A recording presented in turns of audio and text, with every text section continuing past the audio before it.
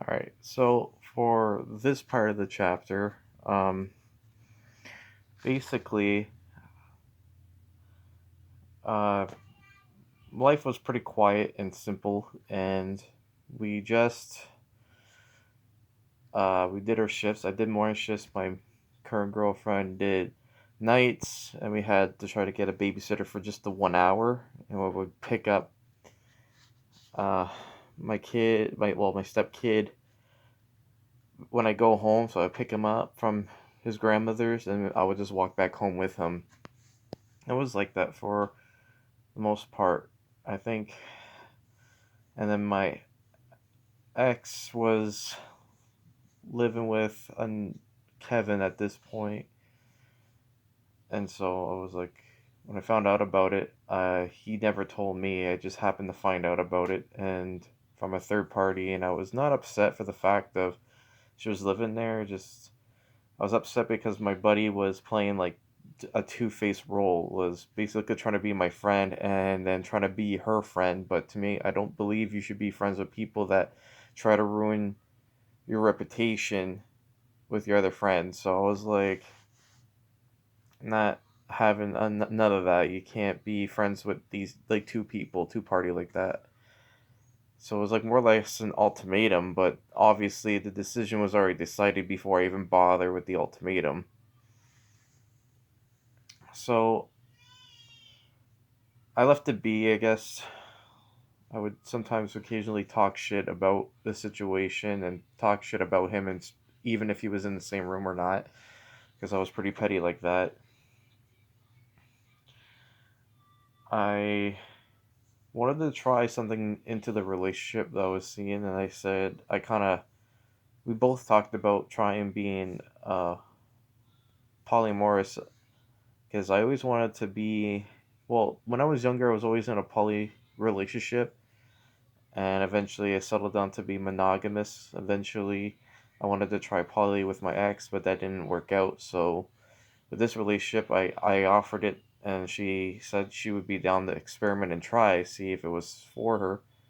So for this part of our life, we were kind of like on a few dating apps, on different adult sites, and on Instagram, trying to promote that we wanted to try and see if there was anybody that would bite.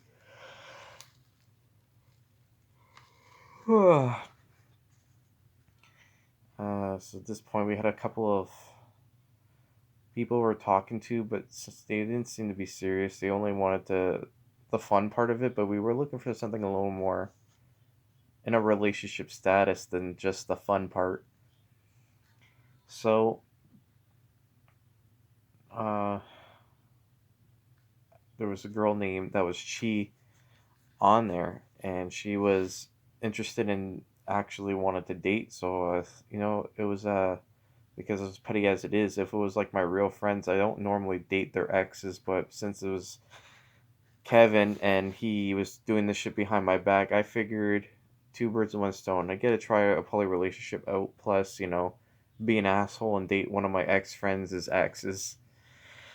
So we were talking, eventually led up to her hanging out for a bit, and we were pretty much dating for, I'll say, a grand total of like 6 months, but it was like on and off because of complications and drama.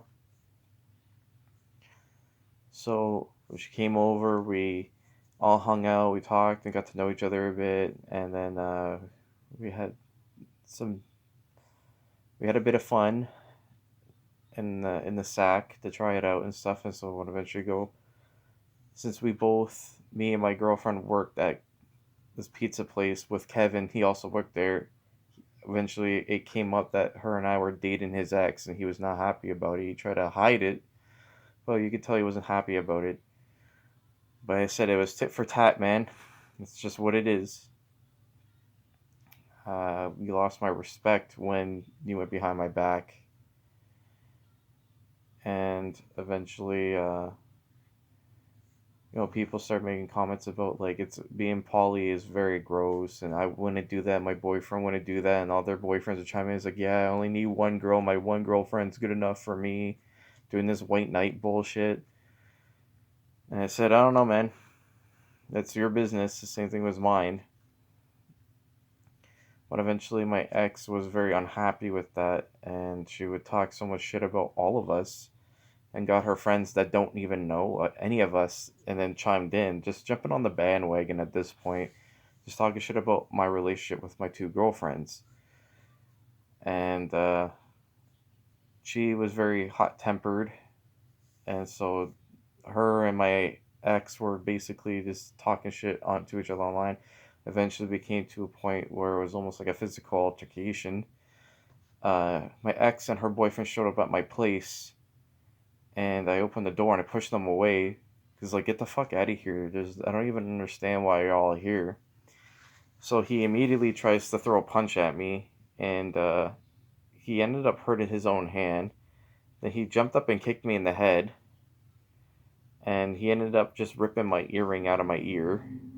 And then after that, he tried getting on top of me, but I kind of got him off. And then after that, he tried to pull me in, so he pulls me into his chest, and he's trying to knee me in the face. But like I had my arm out like this, so eventually he kept just kneeing my elbow, which ended up giving him a fucking Charlie horse. So he kind of went down a little bit, and then once he got back up, he started trying to pull my hair. My hair wasn't as long; it was probably like 2 inches, 3 inches of length.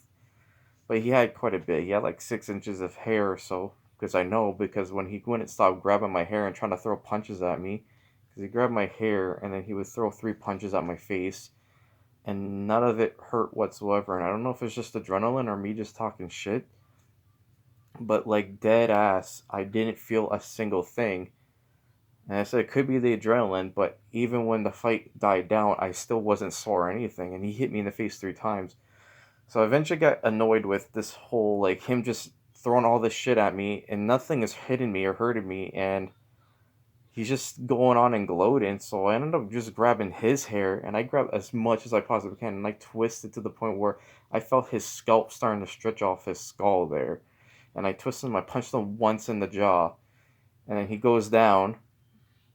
Anyway, he shuffles up to the end of my driveway, and my girlfriend, well, ex-girlfriend, was trying to break up the fight, but didn't break up the fight when this was happening. Just broke it up as soon as I laid one hit on him. So she starts breaking down because she could see my stepkid and my girlfriend Chi at the door, and I had to tell him to stay inside. And she just needs, like, do I need backup or anything like that? I said no, just keep Aiden safe. Go downstairs, it'll be fine. I'll deal with the situation. So my ex starts crying and about how she felt, and I don't know if she felt bad because my stepkid was there, and but eventually I told her, it says, I'm happy you moved on. This is as much as happy. I'm hoping she was happy for me that I moved on and I'm having my own life. And I believe it was just pure jealousy. I rejected her. I told her I didn't want to be with her anymore, and here I am dating two girls instead of her. And I said, there's nothing left for you here. There's no clothes, no materials or anything. It's been about over 8 months, 8 months to a year. So why would there be anything left? So I ended up stretching my hand out to shake her hand, and I said, I hope you have a good life after this. I said, I wish you the best. I wish she makes you happy just as much as I couldn't make you happy. And I hope you get everything you deserved. And so she left, and I went back inside, and then I think it was like best that my current girlfriend Bianca and I will break up with Chi, because we don't want this type of drama in our life. We're not trying to be problematic or drama people. So she kind of understood. I could tell she was heartbroken, but she packed her stuff and she left. And then eventually, uh, her too was um, basically saying how I was abusive to her and all this weird shit. And I'm just like, I don't understand why when girls don't get what they want, they make up this excuse and like bullshit to destroy a male's reputation because they didn't get what they want or they were heartbroken. So I just left it be. I said, whatever, I'm not dealing with this with her. And so after that, we were still on the prowl of maybe looking for something. So from point A to point B, we were pretty much a little open to just messing around. And we had a few or handful of encounters for mine and my girlfriend's experience with other girls being introduced into our bedroom.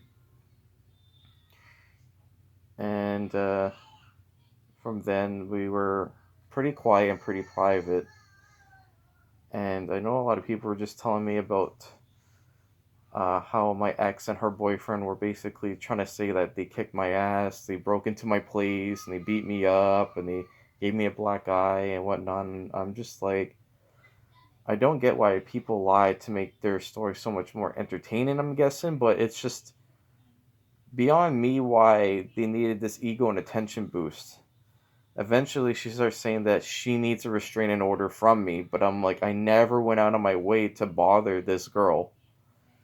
And that eventually the insults were becoming more elementary, as if like 6 year olds were saying this, like, oh, if next time I see him, I'm going to punch him so hard his bones are going to melt.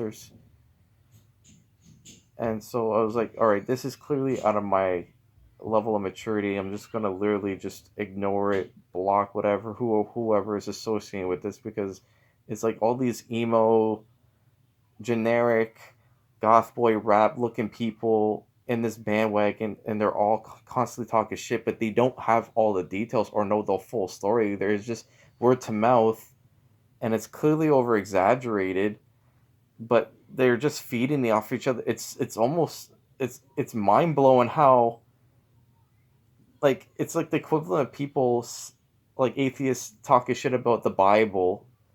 Oh, you shouldn't believe everything you read, or vice versa. Like, it's incredible that how social media does this to people. You just say one thing and you have a bunch of people piling up onto it because they like you or entertained by it, or they just like you as an influencer, but they don't know anything else. So eventually, I did my own investigation on her boyfriend, and it's like I found out a lot of stuff from him and his parents and all his associates and all his exes. So I had my ammunition, but I was like, I don't really need to fire any shots here. I'm just trying to live my life with my family. I'm working, and I have my stepkid, I have my woman, and I have my place I'm taking care of. I'm just trying to live my life. And like a month later, all of a sudden, it's like all these girls came out and start saying like I SA'd them and I abused them and whatnot. And then I'm like, I never left Campbellton, because all these stories start coming from Fredericton, Moncton, Miramichi, all around New Brunswick. And I'm like, I never left my town. I have this work schedule and I'm on camera at work with those particular hours that people are trying to say that I did all this stuff, but they don't have proof that I did it. There's no text message receipts. There's no picture or video proof of such acts. But there's me on camera working from 10 o'clock all the way to 6 o'clock for the next 6 days. And I'm like, I have one day off or sometimes 2 days off, but I'm at home with my stepkid all day because my girlfriend and I work two different types of shifts. But it was like mind blowing because, like I said, it's like everybody jumps the bandwagon, so everybody started like chipping in.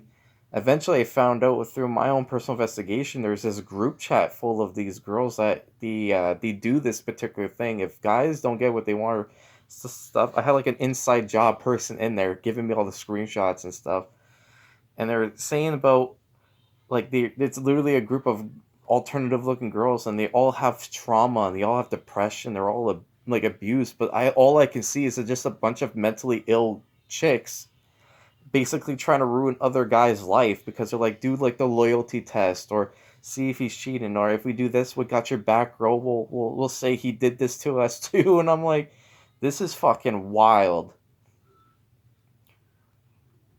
So eventually, they even got my current girlfriend to join that group as well, and she just left because it's like we can clearly see what this group was consistent of. So eventually, because these girls build up this case, eventually I actually had a whole court case on me, And this is the part where I've been going down this depression, because it's like social media works as you are guilty until proven innocent, where in court it's innocent till proven guilty. But social media, it's like no matter what you say or try to do to prove your point or prove your story or debunk them or poke holes in their story, no matter what with social media, when it's like this group of people, they'll believe what they want. And at this point, I wasted so much time and energy trying to prove my innocence. Not only did I have my own personal screenshots of everything from that group chat and everything from my ex-girlfriend saying stuff, and then all the proof of where I was at the time of these accusations. I was either at work, and I had roommates at the time where they were vouching for me that in case this case opened up, I was just trying to get all my evidence. I got the lawyer, I got all my witnesses ready, because when you come across a case like this, it is very, very hard to escape. So I made sure I got all my proof that I needed for this, and so I was just waiting for like the cops or investigator to come into question. So eventually, some of these girls end up coming out with the truth, because I told them, I said, once I become innocent with all this, I'll be definitely countersuing these allegations for defamation of my character, because I said, believe me, you will lose this case, because I have all the proof I need to save myself from this. All you guys have is each other, because I never talked to any of these girls. So it's like, oh, I have the screenshots. I'm like, upload them, post them on Facebook so everybody can see. But not one video or screenshot was ever posted. It's all been word to mouth. It's just ear to ear. It's just person to person. It hasn't got any bigger than that. But yet, an investigation did open up. So eventually, I was waiting for the investigators. Eventually, I found out. I said that these girls, some of the girls, came out and told the truth and said that my ex was fucking crazy and was purposely trying to ruin my life because I did reject her. And I moved on. And not only did I move on, I moved on with two chicks. You know? So I know she really wanted me to be miserable and unhappy as much as I made her miserable and unhappy, quote, in that relationship. And it's like, I don't know, after she moved on from me, I spent 7 months trying to fucking sober up, and I was in my own personal uh, depression and suicidal. And it's like I mentally battled every day as if like I wasn't suffering enough. Eventually, I had my, I would say, somewhat peace, but this is a 3 years, because a case like this takes a bit of time to gather up. And it was 3 years of this miserable shit that I had to go through. 3 fucking years of people going in my inbox threatening me and my family. I had my house vandalized, and then I had people trying to like want to beat me up on the streets because of these allegations. And then finally, the truth set me free. Her case flopped because of inconsistency. Um, the story changed drastically every time it was being told, and I think it was told 3 times. The people that did go and try to go against me also failed because the stories weren't consistent enough. Not only that, that I wasn't there in those locations and time when I was at work on camera at those dates. And some of the girls came out with the truth and said that no, this was a plot. This was a group effort to destroy my reputation. And I really appreciate those 2 girls that said what they had to say. And eventually, because I was also getting my name changed for personal reasons, and I've been in and out of that police station because you have to go there a handful of times to do it. Not only that, I was also going to the our government office place too. So it's like it's not like I wasn't hiding from the police and stuff like that. Eventually, my ex posted this thing where that she was trying to get this case, and I have this restraining order and everything else, and I'm going to jail and all this crazy shit that I did. I did this, I did that, I did this to a bunch of other girls, but there was no proof or video. Then her boyfriend started chiming in, and he doesn't even know me. It was the first time I ever met him. It was that fight for that lasted maybe 5 minutes. He was also going on about all this shit about my music taste and how I dressed and whatnot. So I finally unleashed my ammunition, and I went out and said that how he was with his parents, how disrespectful he was, and that he was touching little girls, and he was also talking to little girls. And I got other people to go investigate that for me and spread that news to his family and to those people. And his exes came out and said the same thing, that he's no better. Eventually, like, they broke up, but point being is, like, you want to shoot all this shit with no proof, and here I am with the proof, and you're trying to ruin my relationship. Eventually it backfired, and you end up losing your girlfriend. It was quite the most dramatic 3 years of my life, but the most depressing, because it was really hard to get out. Like, this accusation type of stuff will destroy men, and I feel like women, whenever they do this shit, you should suffer just as much. If I was to do 5 years and potentially do 5 years, I think you should go to prison for 5 years. And she was lucky that, like I said, if this happened to go any further into trial and I won, I would have countersued back. There's no question, because I had all my proof and I was ready to fight. So it was 3 years of that. I think I was really depressed most of the time. I went to work and I ended up staying home, and my sex drive dropped. My inspiration for art dropped. I wasn't drawing as much. I wasn't doing anything. I lost all my tattoo business because of these allegations. I lost all my friends, family. The only people that stuck it out was the people that knew the truth. And they were there for me, and they were ready to fight this with me, because my roommates, they saw it all, how abusive my ex was towards me, where I had literally marks on my neck and face from her hitting me and scratching me, and she would put me down. My brother was there when she was literally mentally abusing me and verbally abusing me. Like, so I was glad that that was finally over. It took 3 fucking years. And it's like, I tried clearing my name. When anybody that inboxed me at this time was like, I'm going to kick your ass for doing this to all these girls. And I'll just show them the screenshots that, and they sometimes they apologize, but most of the time they block me and ignore it, like as if I didn't just show them proof of my innocence. I lost a friend named Shyla at this time because I know she compared me to one of her SA assaulters, and I was like, "You're gonna literally compare me to a person without any proof or evidence of that? I thought we were friends." And then she said, "Oh, I'll pray for you," and stuff like that. And I basically just shut the fuck up with that. I said, "You can't just because you hear this shit doesn't mean it's true." And so I lost. I didn't lose my shit, but I definitely wanted to, because I'm tired of these girls that, because that happened to you or happened to them or your friends, doesn't mean all men are like that. Like, the stories were so switched up and morbid throughout the 3 years. It started with me abusing my ex, eventually became SA with my ex, and then became SA to many girls and my ex, and then eventually became to SA and my own children.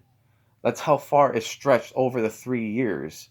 We actually had Child Protective Services come and knocking at our door and open up two times, two cases with these allegations. And lucky for me that I was, cleared up. It definitely devastated my current girlfriend at the time, because it was hard on us. It was so unfair. We're having police, investigators, child protective services constantly coming at our door and asking us questions, and then seeing that our children are perfectly fine and healthy. But we took a toll on that. It fucked us up mentally, because it's like, what the fuck is wrong with people?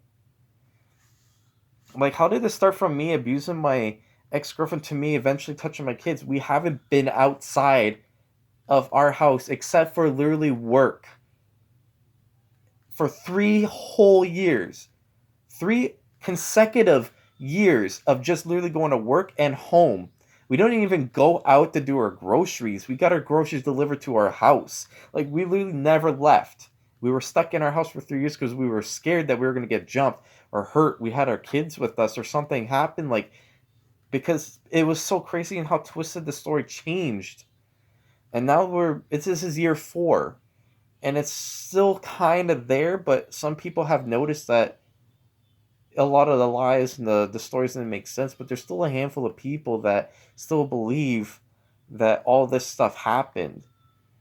And we never met. Like, anytime there was like a person that made a post or something, I was like, I never met you. We never hung out. You never been in my home. My home is actually really nice and taken care of. It's clean. Our kids are safe and healthy. They're full. They're constantly eating our food. We're not bad parents. It's like my missus and I grew up in an abusive household, and we're breaking the chain. We never really physically hit our kids. We use our voice, which the base of the dad's voice tends to work most of the time. We've been to therapy. We've been through so many of these steps to prove that we are trying to be great parents from the past we had and the trauma we struggled through. But that was the 3 years. For Chi, it was on and off for like 8 months because she didn't want to. Uh, Basically, the relationship was like almost on her terms, and there wasn't a lot of communication or co-op. And I'm about communication in my relationship now. So if we don't communicate, there's no way it's gonna work.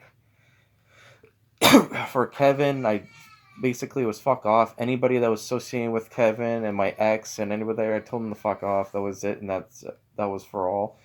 And this pretty much the 3 years was the depression. I was just gaming and taking care of my kids for that amount of time. It was literally just being a surviving dad because I was on survival mode at this point.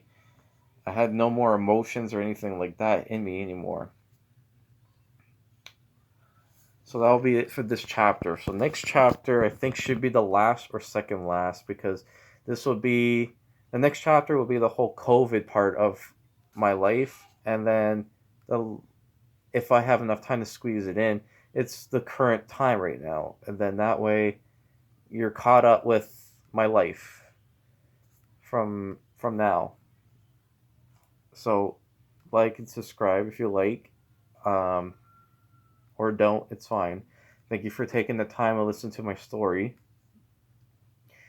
And I know there'll be more content coming other than this. I just want to get this off my chest and then to continue on with making a new content that I wanted to be a little extra more for this channel because I'm getting bored of the things I'm doing. I want to spice it up. So just bear with me and see what will become once this part of my life is done.